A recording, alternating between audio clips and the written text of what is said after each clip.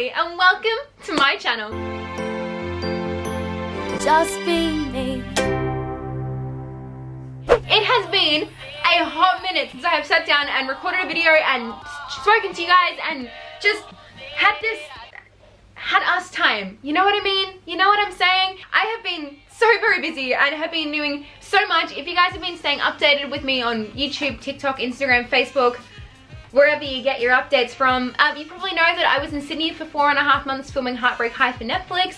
So my life has been very busy and very hectic and there is so much going on and I am so excited about all of it. So I thought today, let's bring it back to basics. Let's do a fun little Q&A video all about Heartbreak High, all about Netflix, all about my time in Sydney as an actor on Netflix, as an autistic person playing a lead autistic character. What the heck? Every time I say that, I'm like, pinch me, I must be dreaming. This is fake. What? I jumped into my Instagram stories and I asked you guys what you want to know about Heartbreak, what you want to know about being an autistic actor, and as usual, you guys came through.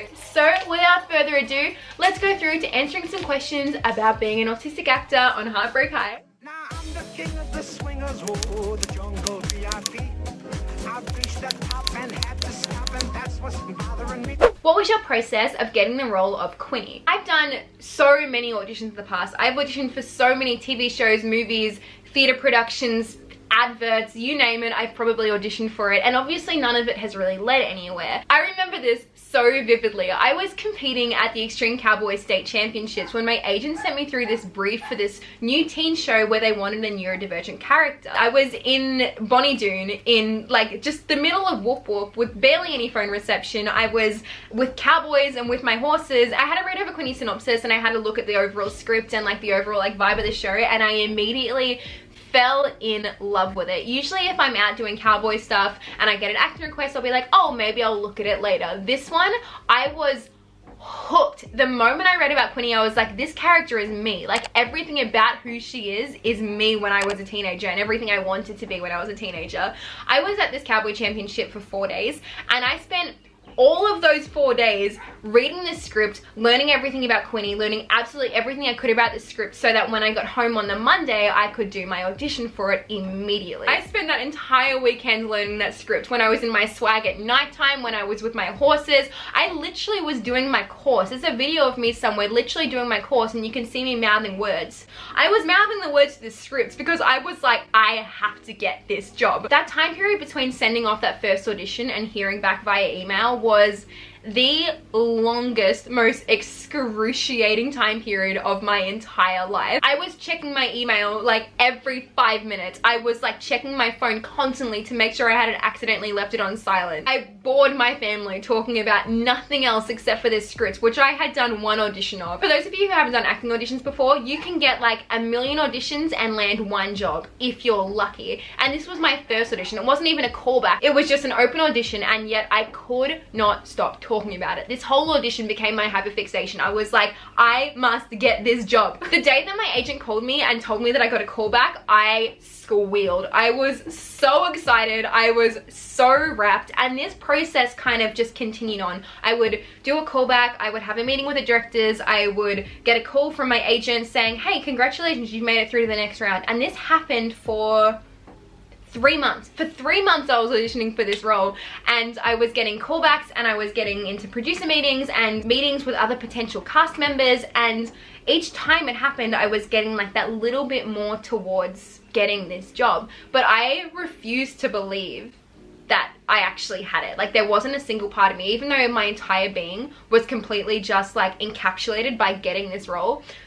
The bigger part of me knew that it was so unlikely, and that the idea of me actually landing this job was just like slim to none. Like it's such a small, slim thing to happen. So even though I was getting all of these callbacks, I was like, okay, but like only 1 person actually lands the job. So I was like, it's not gonna happen, it's not gonna happen. I had my family, I had my boyfriend, I had everyone around me saying, you've got the job. And I was like, no, no, no, don't say that, don't say that. I literally had them call me going, hey, we really like you, we're just sussing out some other other things, and I was like, no, like that doesn't actually mean I've got the job, like, and I was like so sure. I was like, I refuse to let myself believe that I have this job. And then I remember it was in March, I was doing a public talk in Wodonga and Albury, which is on the border of Victoria and New South Wales, and I was doing this talk there, and at 9:30 at night, I had like 30 missed calls from my agent, and I was like, oh, this is weird, I wonder what's going on.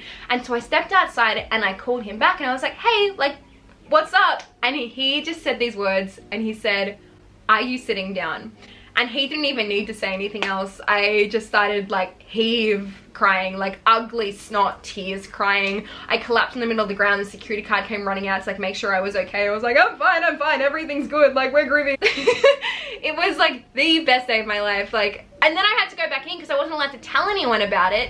And I had to go back in and continue performing like nothing happened. There's like this photo of me with my ukulele crying on stage because I had just found out that I had landed my dream role in my dream job. And I had to pretend that nothing happened. Sorry, my camera battery turned off. Anyway, as I was saying, I had a couple of people come up to me and they were like, hey, like, are you okay? So you're crying up on stage. What's that about? And I was like, oh, I'm fine, just happy to be here. And I couldn't tell anyone that I had just landed my dream job in like my dream role, and it was so cool and so amazing. The process was very long and crazy, and just like the most just mind-blowing, overwhelming, amazing experience ever. Yeah. Oh my god, I still can't believe it. Anyway, let's move on to the next question. What have the producers done to make the film accessible for you? I have made many videos both on YouTube and on TikTok before about how inaccessible the film industry is. The most notable one being, Sia, hey girl, how you doing? I made it, I'm an actor now. Maddie Zilga, eat your heart out. And part of me was a bit worried now because obviously I had just gotten this job and I knew that the producers and the directors and all of the crew members of Heartbreak were watching my videos and seeing that I was talking absolute smack about the film industry, and I was like, oh, they're gonna fire me because they're gonna be like, no, we don't want someone like this, you know, working in the film industry. And another part of me was worried about, well, what if everyone's right, and what if maybe I'm not actually cut out to be an actor because I'm autistic? What if it genuinely is going to be too hard for me? Because I've done a lot of short films before, and after like 3 days on set, I'm very overwhelmed because there's lights and there's clapperboards and there's a million people around and there's always people constantly touching you, and film sets, you know, by nature aren't very autism or sensory friendly. So I was like, I don't know if I'm going to be able to handle it. But they were so lovely and so understanding, and I had multiple phone calls with them going into this job going, hey, how can we make this film set the most accessible for you that it needs to be? And they'd also watched all of my videos, and instead of going, oops, maybe we won't take her, maybe we'll take some neurotypical person instead and pretend they're autistic, let's actually hire an actually autistic person and make the set accessible for her. When we were doing pre-production, I had meetings with all of the important people who all asked me the questions of how can I make this accessible for you? How can I make this job as easy for you as I possibly can? And I answered honestly, and I told them what my accessibility needs are and what I may need extra help with and what I may need extra support with, and there wasn't a single one of them that were like, oh, don't know about that one. They were like, yeah, absolutely, we can completely absolutely do that. And I was like, wow, it's really that easy, which is partially really cool to know and also partially really sad to know, because it's like all I had to do was ask the question and all you had to do was be a decent human being, and yet most injuries still aren't autism accessible and autism friendly, and there's no reason for that other than people don't want to make minute small changes that don't affect anything. I brought my Audi to set every day, and when we were doing night shoots or when the costumes were just itchy or uncomfortable, which I'll talk about costumes in a second, but that was very minimal, the times that they were actually itchy and uncomfortable, I was able to swap it out and put my Audi on instead, because my Audi is one of my favorite comfort items. I had my noise cancelling headphones, which I would bring to set every day, and then I would put in my ears between takes. The clapperboard had like velvet on it, so it was like very quiet, and if the clapperboard did need to be close to me, they would let me know that there was going to be a clapperboard, and they would often let me kind of move to the side a bit so it wasn't like bang on right in my ear. But when possible, they just simply wouldn't put it near me at all, or would close it like so quietly that it was like minimal, like you could barely even hear it. Whenever we were on location, meaning that we weren't shooting in a studio, we were shooting in like a school or a house or something like that, there would always be a room separate just for me to be able to chill out and just vibe, that didn't have the lights in it, that didn't have all of the people in it, that didn't have the radios and all that sort of stuff in it. I was constantly being asked if I was okay and if I needed anything, and I also noticed that this didn't just go for me, but it also eventually started to like go out into other people as well. It wasn't just me whose needs were asked if they were being met, but it was everyone on cast, regardless of if they were neurodiverse or not, which is so cool and is completely the way that it is supposed to be anyway. Even just knowing that I had those couple of people who were able to check out for me while I was in sensory overload or while I was in burnout made all the difference, because I was like, I know I don't have to go through this alone. I know that if I'm stimming more, I know that if I need a little bit of extra direction, I know that if I do need that time out as soon as we call cut, they're going to be okay with it, and they're not going to be like, oh, why is that autistic girl acting autistic? During pre-production, when we were doing costuming, I got to try on all of my costumes, and if there was anything that was really, really bothersome, they would just simply not have me wear it. If there was anything with big tags, it would be cut off. If there was anything that was itchy or uncomfortable or whatever, we would simply swap it out for something that wasn't itchy and uncomfortable. And I think the coolest part is that not just offset was my accessibility needs being met, but on the camera too. Throughout the entire process, my opinion was asked for. It was never just a neurotypical person going, here's how I think an autistic person does this thing. It was them saying, is this something that your character would do? Is this something an autistic person would do? Is this something how an autistic person would feel in this situation? And I was genuinely able to tell them, yes, this is good, or no, this isn't good, let's change it to this, and know that they weren't going to go, nah, we will just do it the typical stereotyped way instead. I knew that they would genuinely listen to me and go, great, let's do it this way instead, which again just made me feel so much more comfortable and so much more validated, knowing that there actually is a change in the industry, and that there are people in the industry that do genuinely care about people that are disabled being a part of this industry. And there are people who do genuinely care about creating a more accessible industry. There were so many things, and I'm so sure that I am forgetting many of them, but overall, as far as a film set can be, it was so accessible and as sensory friendly as a film set could possibly be. It was super cool, and just an amazing group of people to work with, which was very, very cool. Did you request accommodations? Yes, I did, because nobody should be made to feel bad because of a society that doesn't treat them the way that they deserve to be treated. Accommodations are there for you, and you deserve to take them regardless of the industry, regardless of who you are. Ask for accommodations, because I thought for the longest time that accommodations in the film industry simply weren't available. Like there was some like secret reason why accommodations weren't able to be made readily available. Every single accommodation that I asked for, which wasn't very many of them, but every single accommodation that I asked for was easily able to be accepted. Easily. Like they didn't even have to alter anything really. Just because their accommodations just so happen to already be met by societal standards and yours haven't, doesn't mean that yours aren't any less valid. What can we expect from Queenie? Oh my goodness, Queenie is my favorite character to ever exist, and like I don't know if that's big-headed to say or if that's like ego and like egotistical to say, because like I get to play Queenie. Anyone in the world could play Queenie, and I would be so in love with her because she is just such a beautiful person. I just love her so much. She is everything I was and everything I wanted to be when I was in high school. Queenie is bubbly and logistical and intelligent and so empathetic and so sensitive and just such a beautiful soul of a human being. She is so deeply, so boldly herself and sees the world in such a beautiful, magical way. And she's showing autism in a way which we haven't seen before in the media and is so overdue. I really hope that when other autistic people see Queenie, they see themselves represented in a way that they haven't seen before. And I hope that young people get to see Queenie and go, oh, she's like me, because I never had that experience growing up, and it's so time that young people finally have someone to look to in media and feel like they are represented. What made you want to start acting? Girl, I'm autistic. I mask as a living. I might as well get paid for it. No, but like genuinely, that's kind of why I wanted to start being an actor. I spent my entire life pretending to be someone else anyway, and when I joined my local community theatre group and lines were given to me and I got to spend hours pretending to be someone else and having someone else write my lines, because I've always hated small talk. I've always hated talking to people because I'm like, I don't know what to say next, and I didn't have to think about what to say next. I just got to play pretend. I just got to play pretend and someone else made up the words for me. And I loved that. It was such a comforting, freeing thing to not have to be stressing about saying the right thing or saying the wrong thing because someone else had already written my lines for me. Acting and being an actor is always where I have felt the most comfortable. It's always where I have felt the most safe and where I feel like I belong the most. Like, who doesn't want to play pretend as a job? Like, that's the coolest thing ever. Of course I wanted to grow up being an actor. And I think that's the funniest thing when people say things like autistic people can't act, because like, that's literally what our life is. Our whole life, our whole job that we don't even get paid for is acting. Like, autistic people are the best actors. We have to do it all day, every day to appease neurotypicals.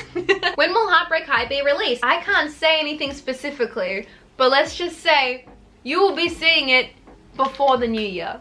Ah, which is so exciting. I'm so excited. I cannot wait to see this. Like, even literally just like as an audience member, just as a viewer, I'm so excited to watch this show. Like, I know that this show would be my favorite show regardless of whether or not I was in it. Like, oh my goodness, it's so exciting. It's so exciting. What was your favorite thing about working on Heartbreak High? The fact that I get to live my lifelong dream of being an actor is incredible. Like, that's just like the coolest thing ever, to say that I like finally, like, I'm doing what I've wanted to do for my entire life and what people have told me that I can never do for my entire life. I get to do that.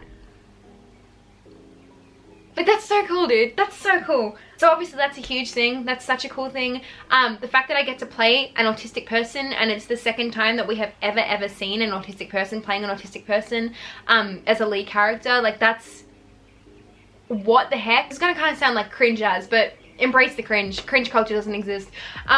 I think my favorite thing about working on Heartbreak High is the people in it. I was so scared after getting this role. Like, after the excitement died down, I was so scared about getting this role because I was like, oh my goodness, it's going to be like high school again. We're all playing high school students.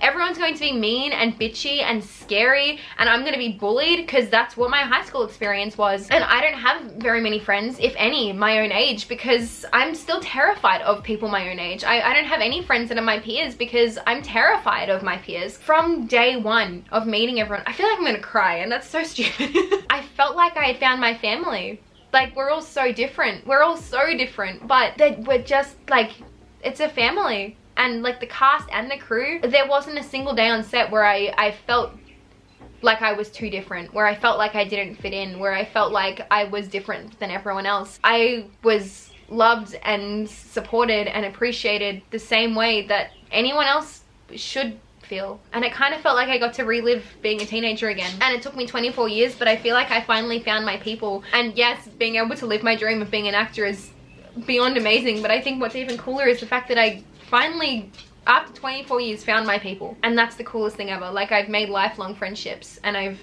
have my best friends in the world are now because of this TV show on Netflix, and that's the coolest thing ever. To have finally found my tribe and to finally feel people where I know that I'm safe and I know that I'm validated, I know that I'm supported. So cool. And we're gonna move on to another question because I'm going to get too sappy and emotional about it, and we're not about that right now. What advice would you give an autistic person that wanted to perform or act? Just do it. There is nothing stopping you. Just go for it. I don't want to sound like an inspirational Pinterest quote, but you only miss the opportunities that you don't take. Go to acting classes, audition for open call auditions. There are so many opportunities for you out there. Get into your local theatre production, get into your local plays. There will be opportunities around for you somewhere. If it's something that makes your heart sing and it's something that you love and it's one of your eye sparkles, don't let anyone tell you that it can't be, and don't let anyone tell you that you can't do it. When I was in grade 3, I had a music teacher who belted me over the head with a Shakespeare dictionary because she told me that I would never be able to perform and that her 4-year-old son was a better actor than I was. I got kicked out of multiple dance and performance schools because of how horribly uncoordinated I was. My first play that I ever did, I had 2 lines and I forgot one of them, and instead of ad-libbing or making something up, I stood in the middle of the stage, found my mum in the crowd and stared at her and said, oh my god, I forgot my lines. It was so obnoxious that people thought it was part of the performance because no one in their right mind would actually be that stupid and say that.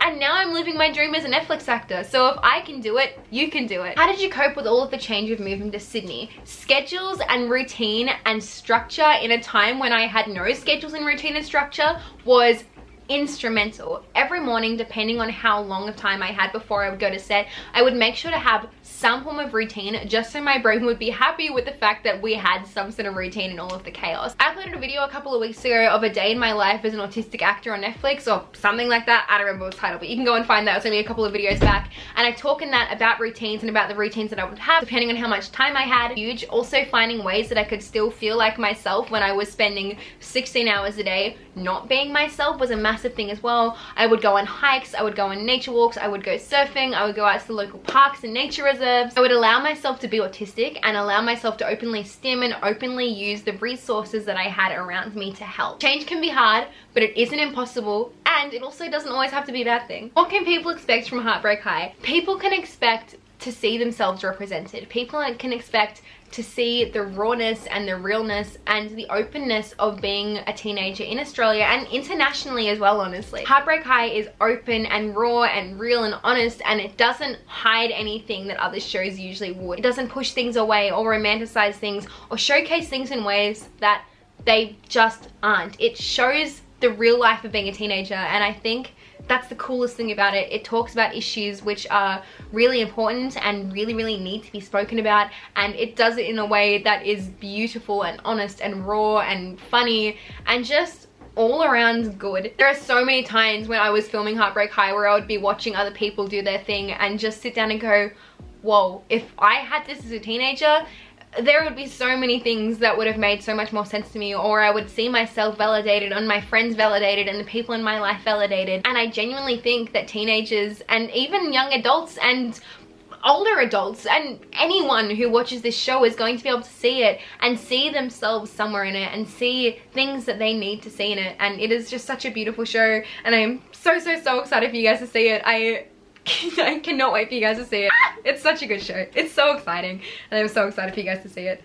We're going to end it there. Thank you guys so much for sending your questions in. If you guys did like the video, make sure to like, comment, subscribe. I don't mind. Do whatever makes you feel good. Do whatever makes you feel happy. I'm so excited to be making videos again. I cannot wait to start properly making videos again and properly talking to you guys again. I've got so many ideas. I've got so many more things coming that I'm so excited about. Make sure that you guys can be part of my next Q&A. Make sure to go over and follow me on Instagram. I always post my Q&As on there that you can ask me questions on and could possibly appear in another video. I love you guys very much. Stay hydrated, stay kind to yourself, stay kind to others, and I will see you guys very soon.